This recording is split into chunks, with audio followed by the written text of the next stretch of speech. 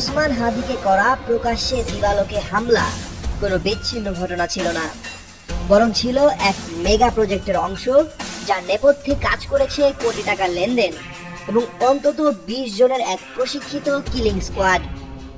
কিন্তু প্রশ্ন হলো, হাদি কি শেষ, নাকি এই ভয়ঙ্কর মিশনে হিট লিস্টে আছে আরো নাম? নতুন এবং ফিরে আসা গ্রাহকদের জন্য নগদে চলছে ক্যাশব্যাক সহ প্রতিদিন হাজারো উপহার জেতার সুযোগ। হবে আশা আর ফেরা, সারপ্রাইজ সেরা। হামলার ব্লুপ্রিন্ট চূড়ান্ত হয়েছিল ওসমান হাদির উপর হামলার আগের রাতেই। সাভারের গ্রিন জোন রিসোর্টের 204 নম্বর রুম। সেখানে শুটার ফয়সালের সঙ্গী ছিল কথিত বান্ধবী মারিয়া। রাতের নিস্তব্ধতায় ফয়সাল মারিয়াকে শুনিয়েছিল সেই হারহীন করা ভবিষ্যৎবাণী, কাল এমন কিছু হবে সারা দেশ কাঁপবে। পরদিন সকাল 8টা 27 রিসোর্ট ছেড়ে ঢাকায় প্রবেশ করেন তারা। এরপর শুরু হয় সেই ভয়ঙ্কর মিশন, যার প্রতিটি ধাপ ছিল সিনেমার চিত্রনাট্যের মতো সাজানো। তদন্তে বেরিয়ে আসে এক লোমহর্ষক তথ্য। এই কিলিং মিশনে কেবল ভাড়াটে খুনিরাই নয়, জড়িয়ে পড়েছে পুরো পরিবার। হামলা শেষে শুটাররা যখন আগারগাঁয়ে ফয়সালের বোনের বাসায় পৌঁছায়, তখন ফয়সালের বাবা হুমায়ুন কবির নিজ হাতে মোটরসাইকেলের ভুয়া নাম্বার প্লেট বদলে আসলটি লাগিয়ে দেন। মা, বোন, এমনকি স্ত্রীও সহায়তা করেন অর্থ ও লজিস্টিক দিয়ে। খুনিদের পালাতে প্রাইভেট কার ভাড়া করা, সীমান্তে পারাপারের ব্যবস্থা, সবই ছিল 20 সদস্যের এই গ্রুপের নখদর্পণে। নরসিংদী বিলে অস্ত্র ফেলে দেওয়া বা বোনের বাসা থেকে ম্যাগাজিন নিচে ছুঁড়ে ফেলা, সবই ছিল প্রমাণ মুছে ফেলার এক ব্যর্থ প্রচেষ্টা। শুটার ফয়সালের বাসা থেকে উদ্ধার হওয়া কোটি টাকার চেক তদন্তের মোড় সম্পূর্ণ ঘুরিয়ে দিয়েছে।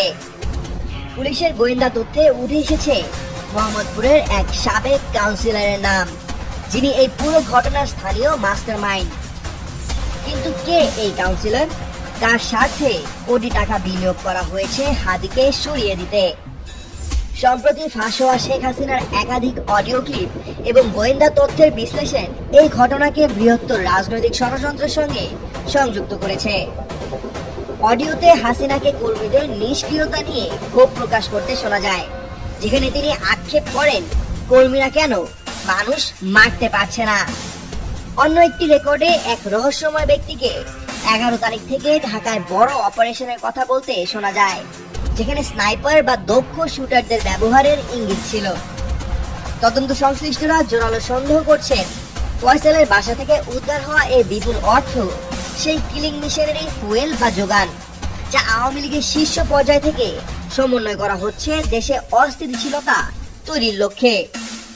এই মামলায় আরেক গ্রেপ্তারকৃত কবির, যিনি আদাবর স্বেচ্ছাসেবক লীগের নেতা, তার জবানবন্দি এবং উদ্ধারকৃত চেকগুলো সেই সন্দেহের তীর সরাসরি আওয়ামী লীগের পলাতক নেতৃত্বের দিকেই নিয়ে যাচ্ছে।